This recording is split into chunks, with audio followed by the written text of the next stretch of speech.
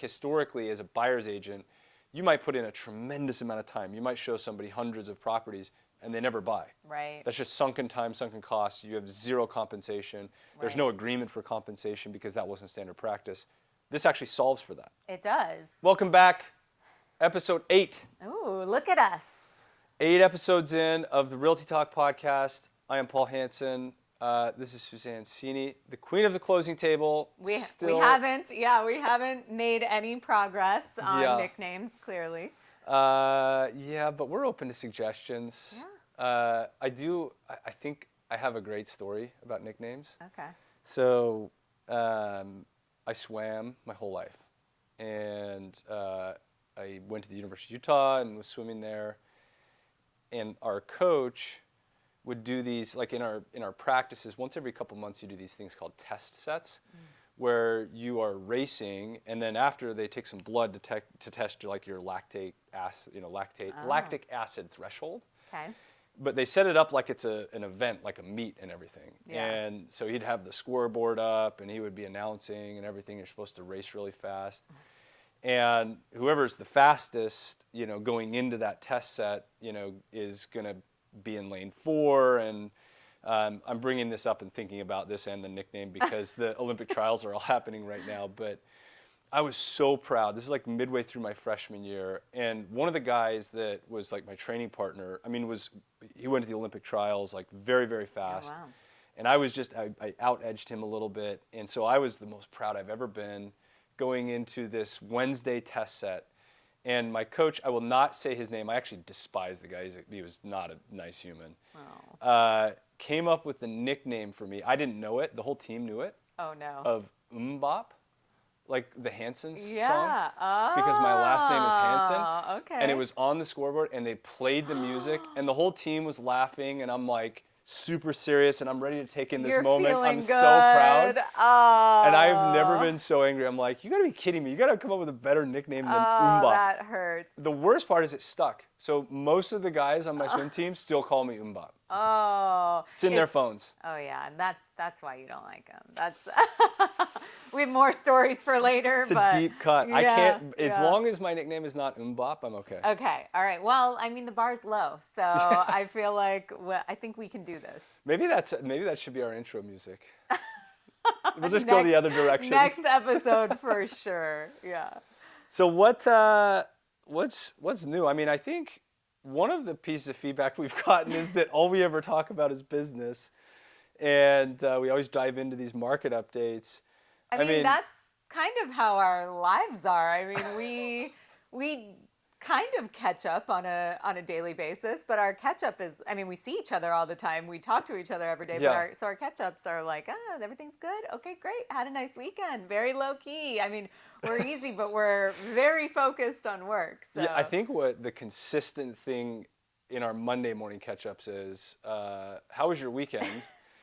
And then when either one of us says, oh, it was good, it wasn't that busy. Yeah. That was the definition of a good weekend. Yeah, exactly. That means and we're really happy about it, So are we just boring? Maybe. Some might say.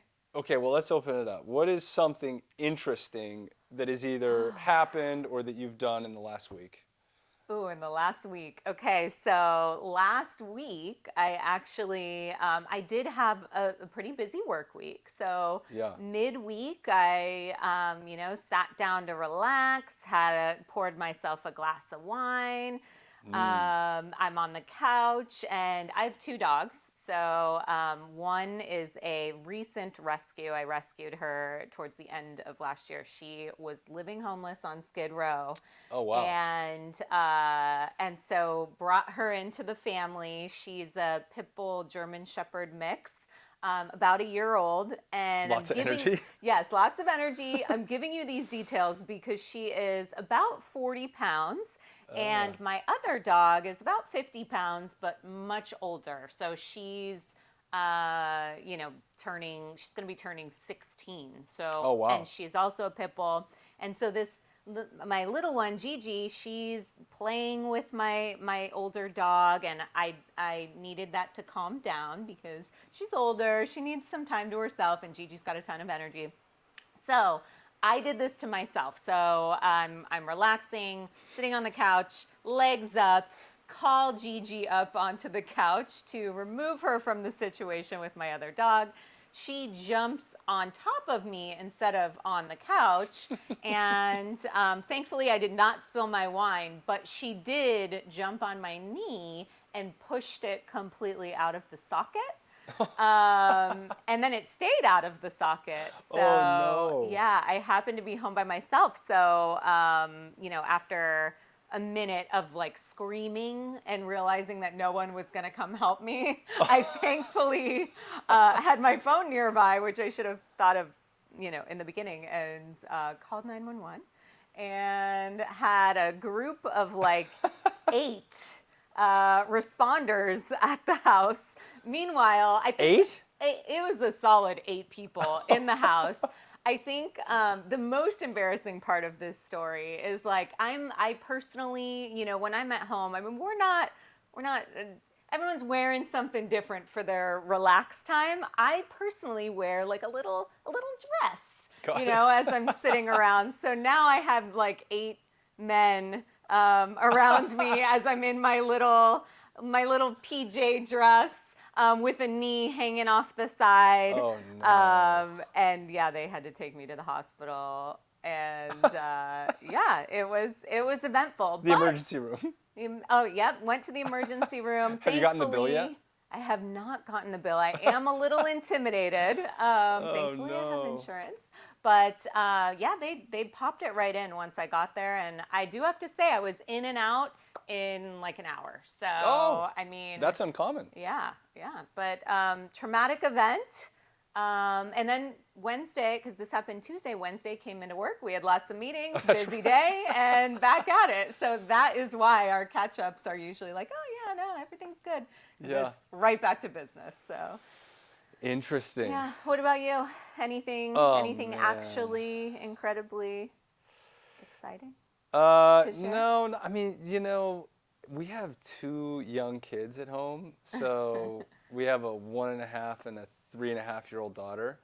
So my wife and I used to be very spontaneous, and we just are having a difficult time finding that spontaneity. That's pretty difficult to do. Yeah, I had a real age. close buddy invite us to go to see the Dead & Co., John Mayer and the Grateful Dead at the Sphere in Vegas. Mm-hmm. Unfortunately, we couldn't, work out a sitter and get there, but that would have been the exciting thing. That would have been the story. Yeah, okay. But I mean, we did get multiple FaceTimes. I've heard it's amazing. Yeah. And the host that he was working with said that they have 30 residencies booked now through the end of 25. Oh, okay. And so those of the people that don't know, I love the band Coldplay. They're a great band live. Like if you're listening on the radio, I've listened to a lot of country music, like a lot of different genres, some rock and everything, but I just am obsessed with them live. Okay. And I can't imagine what that's going to be like. So I have to go if that's the one. Yeah, if they're at the Sphere. Right. I still might try to go see Dead & Co. at some point, but yeah, nothing that exciting actually. All right. I'll take it for this week. You can Okay. Let's transition into our topic for today. I mean, a lot is changing in the world of single-family brokerage transaction real estate, right? So a few episodes ago, we talked about the NAR ruling, how that changes everything. That's all happening now. Right. So this ruling, I guess, happened 90 days ago or 120 days ago. And now the changes are taking place where it's actually starting to affect what occurs for an agent or the seller or a buyer. So I think it would be really interesting for everybody. And we've had a lot of questions around this from agents, from local competitors. They want to get our input or our take on it. Probably no better time than now to talk about what we're actually seeing. Yeah.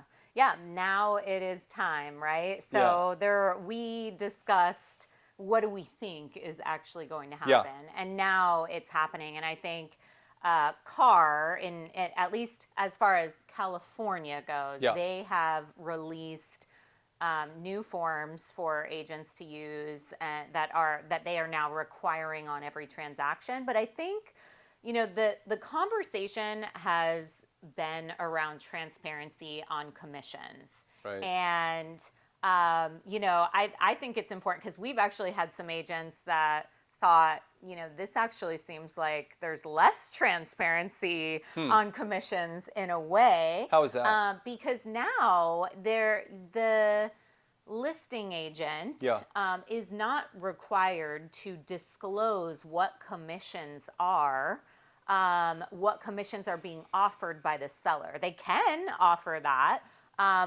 or put that transparently for all to see. So in the past, I just want to make sure we slow down so that we understand the crux of all of it. In the past, if I was the seller or a listing agent, the MLS is this compository.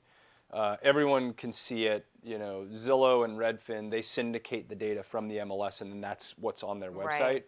So one of those fields was the buyer's agent commission. Exactly. And you would define what that percentage was. Right. And that is most of the time offered by the seller. Right. Because the seller was, going to pay that commission and offer that to the other side, the other agent, for bringing the buyer to their property. So now they don't have to put that there. They don't have to put anything there. Is that field there now? That field is gone. It's a little different because there is a section now for concessions, which we've talked about on previous episodes, where they can really offer that for anything. That doesn't specifically mean that they are offering that number for a buyer's agent's commission. And is it like you can discretionary, you can put whatever you want in that box, or is it defined what you can say? Or? No, you can put whatever the seller is willing to offer the buyer. So you could put, we're offering a 3% commission to the buyer's agent. You could put, you could put a percentage, you could put a number. Got it. But it doesn't force you to put anything in there. Whereas previously, the old box that they had available, you had to fill that out. And even if you put zero, something had to be there. Something had to be there, and all agents had access to that. So, I mean... And the general public. Right? Exactly, right. I mean, they wouldn't have access to it in the MLS per se, but that information is known to the other agents, what the seller is offering. And so there are some agents now that are saying, now that they don't have to put what they're offering, it almost feels like that's not as transparent as it was in the past. One other question about the early part of this, and then we can keep moving, but you said the CAR form. So, the MLS is national. CAR is the California Association of Realtors. So they produce the templates or the documents for a California transaction. Right. Does every state have something like that, or every city, or how does that work? Yeah, so every state has their own thing that they do, and even MLSs. There are multiple MLSs within states. And so each state is very different. So we're seeing these changes here in California already. Yeah. And I know that all across the country, people are adapting to that NAR ruling, and they're interpreting it in their own way and making changes so that commissions are a little more transparent to now the buyers, so that the buyers understand what their agent and how their agent is being paid. Right. So I guess that's another question. So if I'm a buyer and I meet this agent and we define what I'm getting paid, does that have to be disclosed to the seller now? So as you are submitting an offer to the seller, you do have to include what your commission would be. So to your agent. Yeah. So it's interesting because that doesn't mean that the buyer is paying that. It just means that this is what we have agreed to. You are able to make modifications to the amount that you agreed to before you submit an offer. So for example, if I'm showing a property and a seller is willing to offer 3% and that is known to me, I'm going to make sure that as I'm submitting that offer to them that it says 3%. Right. If I had previously discussed with my buyer, hey, you might have to come up with this. I'm willing to do it for 1.5% or 2%. Yeah. You're still able to make that modification for the new offer moving forward. But what that would mean is then you're going back to your buyer and saying, hey, we had agreed that in the event the seller's not willing to offer anything, you're going to pay me 1.5 or 2. They're offering 3. Yeah. We split it. I take it. Like it's going to be a Yeah. conversation. Yeah, either way, it's a transparent conversation. Right. And yes, you could look at it from that angle. Yeah. I would say, hey, you don't have to do anything. You're not on the hook. Right. Because again, I think agents should really fight for their value and for Right. their commissions. But that's always a conversation, right? Like it really depends on each situation. And the takeaway is that the buyer knows exactly what and how their agent is being paid. Yeah, I mean, I guess so that was their argument, right? They, in this lawsuit or whatever, they felt like buyers had no idea and now they're upset or, I mean, and so that's what they're trying to solve for. Yeah, they're trying to solve for that. But I think there are some aspects to it, and understandably so for some buyer's agents that are thinking, well, what if, how do we know what the seller is offering? Because now we're leaving that up to a conversation. Yeah. And would it make sense? I mean, we can talk through the logic on it, but maybe a listing agent doesn't let the other side know what the seller is able to do, because there's some negotiation there, right? Where maybe they could save their sellers some money, maybe they could make more money. So, there are some questions around that as well. Yeah, I mean, I think I don't know, we can spend as much or as little as time as we feel like we need to on this, but I mean, I just go back, we list and sell a lot of houses, and we have for a long time. Like during the middle of COVID, it was insane. I mean, Right. There were properties where we offered 1 or 1.5% to the buyer's agent, and we were still getting, 20 offers over Right. ask after a week. Yeah. I mean, if that's the environment you're in, Yeah. then as a seller, you might be inclined to just not say anything. Right. Are you required to disclose anything that like if the seller is willing to do something?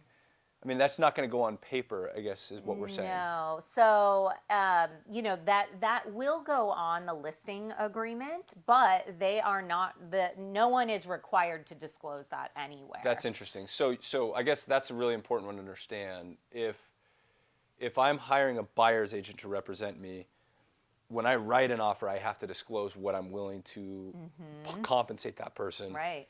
Once I write an offer, the seller has also signed a listing agreement that outlines how much they're going to pay their listing agent and how much they're willing to give in the form of concession. Right. So, but that is not required to be disclosed. So it's, wow. At least at this time, right? Sure. So I think, my perspective is, especially as agents with, we're in the field and in practice, I mean, I think we just need to be doing right by all parties. I think that right now that is not required to be disclosed. Do I think it will always be that way? Probably not, especially as we're talking about transparency. So I think this is our first iteration of, figuring all of this out, but I do expect that there will be future changes to ensure that all is transparent and that everything is fair. Well, once a transaction closes, the MLS updates what really occurred, right? So will all of that be there once it closes? Right. Like what the listing agent was paid and what the buy-side agent was paid? So within the MLS, they do require for you to update concessions. Right. So at that point, we should have a full understanding of what everyone was paid. Yeah. And so, I think it's only a matter of time before before some of this probably gets updated. But yeah, I mean, it's interesting. I guess my opinion of this is if you are a motivated seller, then you're going to be inclined to do what we've always done, Right. which is offer the buyer's agent some piece. Right. Because you're going to want to get any buyer and any agent that's representing a buyer that's a true bona fide buyer to come to that house to see it. Right. So you're going to want to broadcast that across the universe to make sure you capture that I agree, person. and I think now there's an opportunity to broadcast that even more. Whereas before, what you touched on when you said, does everyone know that amount? Technically, I mean, they could find it, but before it was just in the MLS. And Right. so if a buyer sees a home on Zillow, they don't know how much the buyer's agent was being paid by the seller. They don't Right. get that information. So I think now you're actually able to broadcast what concessions you're willing to offer, which can feed through to some of these other sites. So it would absolutely be in the seller's best interest to advertise that, and for a listing agent to kind of use that as a negotiation tool. Is they're probably only going to be doing their seller a disservice, Right. because the reason why the seller's offering that or willing to offer that is because they want buyers. Yeah, they gotta they sell. want agents to bring buyers. Yeah. So It's kind of weird too if you think about the last 20 years of single family real estate transactions. I guess they always pegged it at 90 days. If it's under 90 days to get into escrow, it's technically a seller's market. If it's over 90 days, then it's a buyer's market, meaning if you list your house and it takes you 90 days or less to get into escrow, get an offer and get into escrow, then the advantage is slightly on your side. right. If it's over 90 days, then the advantage is on the buyer side, which would indicate that, a bunch of different things. Either there's a lot of inventory if it's over 90, or maybe there's a tiny little bit of inventory if it's under 90. It also could just mean demand is down. Right. I guess at a national level, we feel like the data is telling us today that, in 2007, 2008, 2009, we had the great mortgage collapse, and that basically halted new development Right. for a year or two, and really longer than Longer, that. yeah. And so there's this massive supply issue. So we have a supply problem that is dating back to that. Right. It's not really improved. Right. Demand is at a I think all-time high right now for ownership, even with interest rates where they are. And so the supply and demand argument is probably going to stay the same for a period of time. Yeah.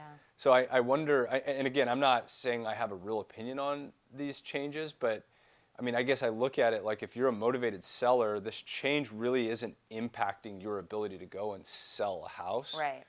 In most of the markets that we operate in, I mean, in Southern California, most stuff is still under 90 days of inventory. Right. In San Diego, the county, I think, is under 30 right now. Yeah. Florida is almost at a year of inventory, so that market, maybe it's a little bit different. But I guess I could argue both sides. I mean, if you're in a market where there's little to no inventory and things are selling very quickly, Yeah. there's not a ton of change. I mean, you can still kind of Yeah. do what you did in the past, which is as a seller, you can offer a lot or a little, Yeah. whatever you think is fair. If you're in a market like, south of Florida or whatever right now with a year of inventory and you're desperate to sell, Yeah. You better advertise that commission. yeah, I mean, you should be pricing it right, Yeah. and then you should advertise the top, like whatever you can possibly advertise to get it out there, right, Yeah. to get motivated buyers. So, Right. I mean, I guess what do agents feel like? I know when we initially talked about this 120 days ago, we were getting calls from agents freaked out. Yeah. What do you think agents are feeling right now? I think the more information they're getting, the better, right? Like I think that there's still some question marks. Yeah. But I think as CAR is continuing, at least for us here in California, Yeah. as they're continuing to roll out new forms, we're getting continuous education on the new forms, on the ruling, and the more information and accurate information that's out there, and the more in practice as well. I think agents are starting to feel a little more comfortable with it, but Yeah. it really just comes down to that knowledge, because ultimately, as I kind of touched on before, it's up to us to set all of these standards, right? Yeah. Like a form is a form, and but the conversations that we're having with our clients, those are coming from us as agents. The actual practice, right? The practice and the message is important. So if you're going to your clients, and saying, hey, you don't have to offer commissions now. I mean, that would be ridiculous. So I think, the majority of the industry, if they are educated and are involved in day-to-day real estate transactions, not doing one every 4 years, I think things are gonna pretty much stay the same. Because it's really up to us to control those conversations. Yeah, I wonder how this affects builders, national builders. I mean, one of the things that we have talked a lot about is, I wouldn't say it's an unfair advantage that national builders have, but they have this capacity to commit to large tranches of mortgages. So they know they're going to go and build 2,000 houses that are going to sell this next quarter. Right. So they'll commit to Wall Street that they're going to sell those 2,000 new mortgage originations, and then they buy down the rate, lower than what a one-off seller could buy the rate down to, right? So I think my max right now might be 2%. Like if interest rates are at 7, I can buy it down to 5. Right. It's really expensive to do that. Oh yeah. But national builders have bought it all the way down to 4 or 4.5% in these big commitments. And so that's been a really competitive advantage. One of the things they've advertised builders over the last 2 years is, hey, we can get you into a 4 or 4.5% mortgage. But then obviously they're controlling kind of services. They're using their brokerage and all that kind of stuff. So I wonder, what they're going to do on this. Yeah. Like, are they still going to offer 2.5% or 3% or what are they going to do? Yeah, and I mean, well, that's a good point. I think a lot of that changes with the market already. Right. Like we have seen it where builders are like, we're not paying anything for a buyer's agent. And already they've done that. 2021, they were like, good luck. You're out of here. There's a million other people lined up. Exactly. So, I think the market really plays a big factor there for everyone. Yeah, I mean, well, I guess the major takeaway I have from this conversation is, a builder, for example, is not emotional. What they want to do is move inventory, see a return, and keep going. Right. But if you're a real estate agent and you're representing a seller, by definition, this is probably the largest single investment that they have. Right. For the average American. And so they're incredibly emotional to that transaction. Right.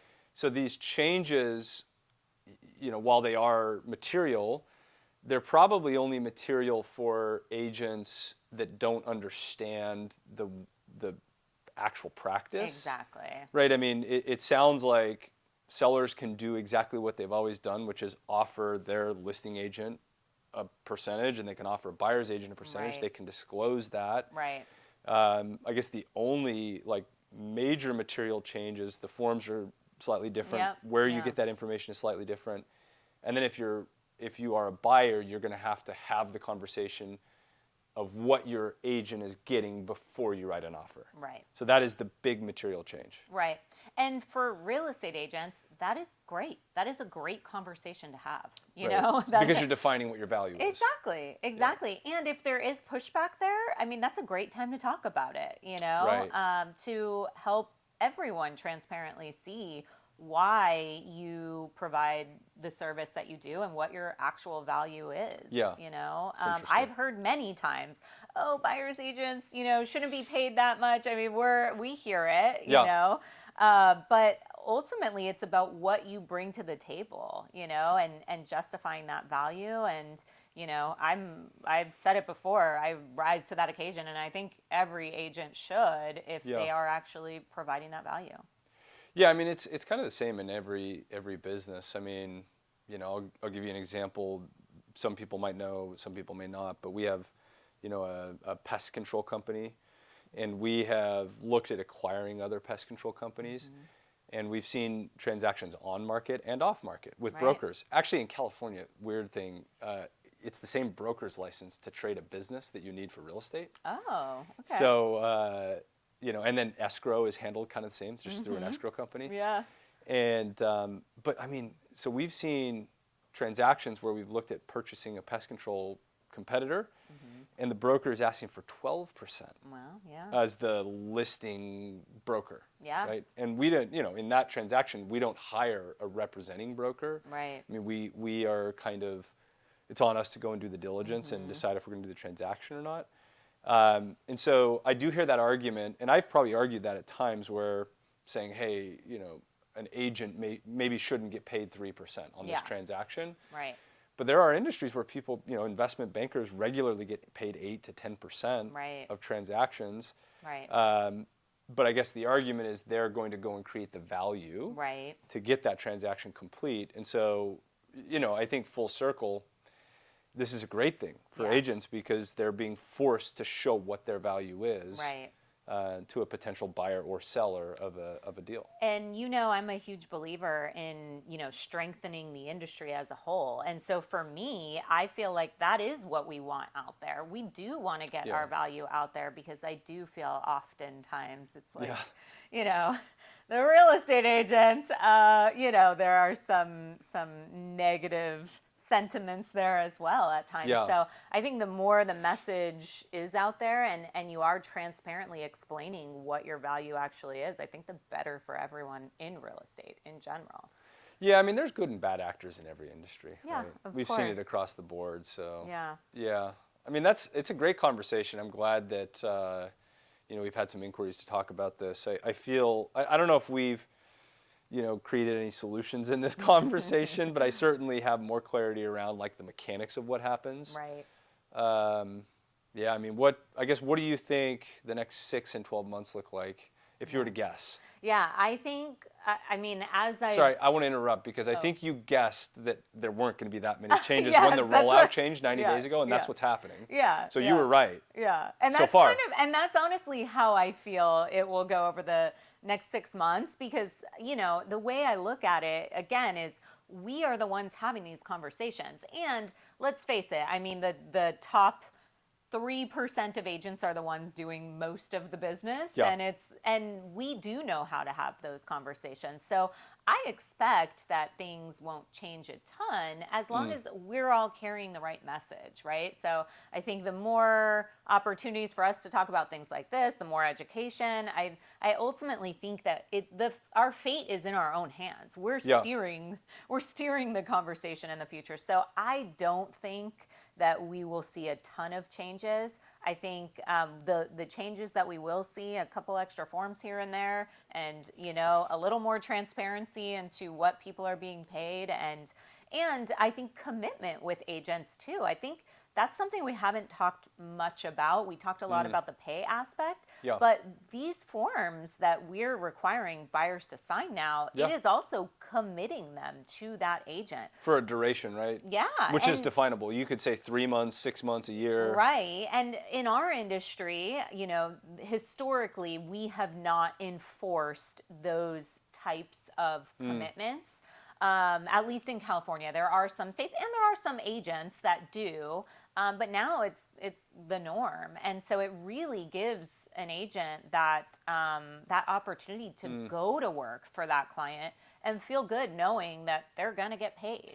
I mean, that's a really interesting point because before this change, a buyer's exclusive representation agreement was not common practice. Not at all. So if you were a buyer's agent, you could go and show. I mean, I mean, everybody knows what my perception of social media is. I don't spend a lot of time on it, but agents always send me these funny reels of like, this buyer's agent, and it says like after my 135th showing, and then somebody driving a car into a pool. So I guess like historically, as a buyer's agent, you might put in a tremendous amount of time. You might show somebody hundreds of properties, and they never buy. Right. That's just sunken time, sunken costs. You have zero compensation. There's no agreement for compensation because that wasn't standard practice.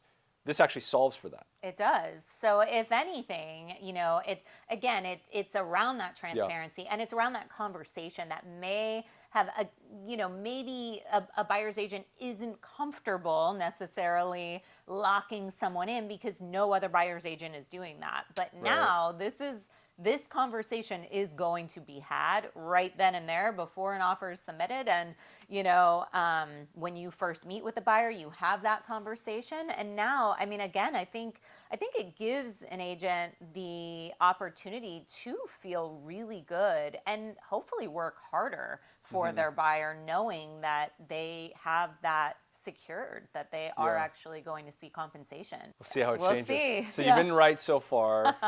Your prediction is not as many changes over the next 6 to 9 months as other people might be anticipating. So we'll definitely check back in on that. Yeah.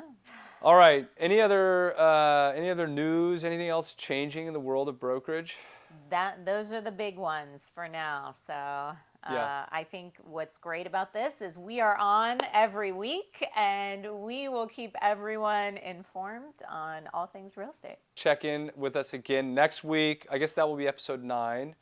And we've got some exciting topics. And we also have some guests booked and scheduled that are going to be joining us, which I'm really excited, to talk to guests about their real estate experience and transactions and things. So if you haven't done it, subscribe. We appreciate all of the comments and feedback. We want to incorporate all that into the show. And hopefully on the next episode, you guys will see Steve. Steve will be back. We'll see him next time. Wrap.